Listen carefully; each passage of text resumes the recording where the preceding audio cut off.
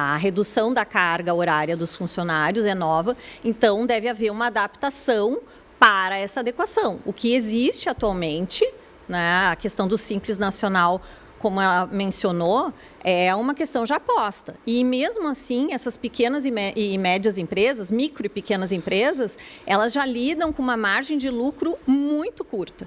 Então, se eu tenho uma multinacional, eu posso tratar de uma maneira, mas se eu tenho o mercado, supermercado pequeno, um pequeno restaurante, que eu vou ter 10 funcionários e tiver que tirar 4 horas de cada um, eu vou ter que contratar um novo funcionário. E aí o custo dessa contratação ela é muito alta. E quem é que vai suportar isso? Como é que isso vai ser para um pequeno e médio? Então, o que nós temos ali de comparação com esses países europeus é que eles tiveram, sim, para fazer frente a esta redução dentro desses projetos piloto, incentivos, fase de adaptação às empresas e outra questão, eles tiveram um planejamento em várias questões, aumento da produtividade. Então, se trabalhou também com questão da tecnologia implementada. Então, vamos imaginar que eu tenho um trabalho que eu consigo fazer ele em 10 horas. Vamos usar métricas, processos internos dentro dessa empresa e vamos tentar produzi-lo em vez de 10 horas, fazer em 8? Conseguimos? Ok. Então, faz sentido essa redução da carga horária. Só que essa não é a realidade do Brasil. Nós temos aí uma estatística dentro do TST que eles sempre saem com os tópicos dos principais pedidos nas ações trabalhistas. E o número 1 é hora extra. Então, é uma conta que não fecha. É ideal? Sim, é ideal. É bom ter intervalo, é bom ter descanso, mas como advogada de empresas, eu não consigo ver a viabilidade disso neste momento, principalmente para micro e pequenos empresários, para que eles consigam ter fôlego para sustentar essa redução sem realmente ter aí um risco muito grande de fechar as portas. Sim. Agora, tendo a crer, e gostaria da sua opinião sobre isso, de que tem uma falsa ideia aí de que mais horas de trabalho significam mais resultado. Hoje em dia isso não é mais verdadeiro, né? Não é mais verdadeiro, com certeza. O que acontece é muito retrabalho. Então, assim, a profissionalização da relação de trabalho precisa acontecer. Então, por isso que a gente defende um planejamento, uma estrutura estratégica dentro das empresas, para realmente perceber como é que são os processos internos de trabalho. Isso pode ser melhorado com tecnologia, né, com estruturas de trabalho mais enxutas. Então, e isso tudo esses países europeus fizeram, claro, nos projetos piloto, e depois se verificou que não existia uma diminuição da produtividade. Só que é algo que eu não consigo imaginar neste momento sendo implantado e de cara já funcionando. Sim.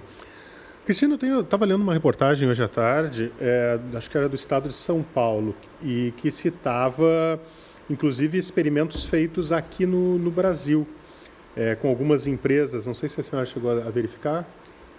Então, na verdade, tem algumas empresas que já estão aderindo, né? Porque a Constituição Federal, ela estabelece um limite máximo de 44 horas por semana e um limite de 8 horas por dia, mas é um limite máximo, né? As empresas, elas podem fazer uma jornada menor.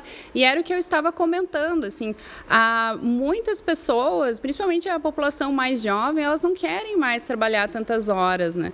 E, além disso, a gente tem toda uma questão relacionada à questão de cuidados. A gente está vivendo um processo de envelhecimento populacional. Então, tem um impacto importante sobre as jornadas de trabalho que não são remuneradas. Tem impacto importante sobre as mulheres. Essa questão da maior flexibilidade de jornadas com garantias de direitos, garantias de remuneração, de permanência da mesma remuneração, né? Vamos lembrar, né, que o Brasil tem uma remuneração por hora muito baixa. A gente está entre os países com menores remunerações do mundo. Teve uma pesquisa que foi feita pela OIT, que a remuneração do Brasil entre 25 países selecionados só perdia para a remuneração por hora, só perdia para a África do Sul. Então, a gente tem uma remuneração por hora muito baixa. E bom, enfim, você reduzir a jornada de trabalho, de alguma maneira você está aumentando a remuneração por hora da classe trabalhadora, né? Então, existem efeitos bastante positivos. Eu queria ressaltar também que o Brasil está entre os países com as maiores jornadas de trabalho médias também. A gente faz essa comparação com os países europeus, mas os países europeus já têm uma jornada menor do que a do Brasil, né?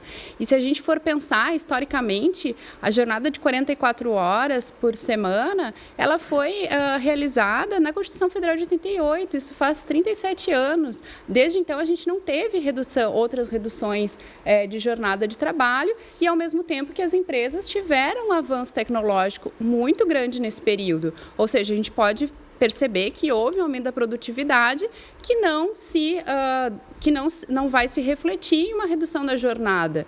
Ou seja, a gente vai ter... E é importante destacar, né, que a maior parte da classe trabalhadora trabalha mais de 40 horas por semana, mas essa parcela da classe trabalhadora, ela tem as menores remunerações. Se a gente for pensar, a boa parte desses trabalhadores e dessas trabalhadoras são da classe mais pobre e fazem parte da população negra. Então, existe um viés de classe, um viés de raça muito importante nesse aspecto de quem está realizando essas jornadas super extensas de domingo, que trabalha domingo, trabalha sábado, não tem tempo para ficar com a família, não tem tempo para compartilhar, né, a vivência, participar da sociedade, participar do debate público também. Então, a gente enxerga que pode ter efeitos econômicos para algumas empresas, principalmente as que não estão mais preparadas, como a Vanessa falou, né? Mas os efeitos sociais superam. E é importante a gente destacar isso. Quando a gente pensa numa questão econômica, quando a gente pensa numa política a ser implementada, e quando a gente pensa em economia, a economia tem que estar voltada para o bem-estar da população, principalmente, né?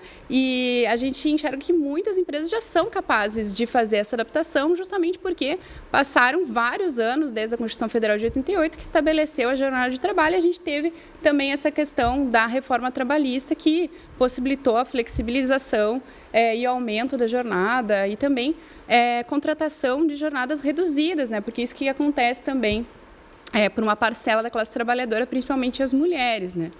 E daí é um outro aspecto assim, que está acontecendo no mundo, né? Porque ao mesmo tempo que a gente tem contratação de jornadas muito elevadas, a gente tem contratação de jornadas de 30 horas com salários muito baixos, e que seria que a gente chama de subemprego por falta de horas, né? As pessoas não optaram por trabalhar aquelas horas, as pessoas são contratadas para trabalhar aquelas horas por aquele salário. Então, a gente imagina que, simplificando, que a redução da jornada de trabalho, ao contrário de gerar desemprego, gerar aumento de inflação, etc., vai gerar efeitos positivos, porque as pessoas elas vão estar mais disponíveis para, por exemplo, atividades culturais, atividades de turismo, atividades que vão aumentar, inclusive, o consumo, né? E as empresas, por outro lado, muitas delas vão contratar novos trabalhadores que agora estão em subempregos, que estão no desemprego, que não estão nem inseridos no mercado de trabalho. E outra questão também, com a redução da jornada de trabalho, a gente pode verificar a possibilidade dessas pessoas fazerem treinamentos que não tem tempo de fazer, não tem tempo de estudar, não tem tempo de se preparar, aumentar a produtividade. Então, essas pessoas vão poder estudar, se preparar, aumentar a produtividade e aumentar a produtividade do país.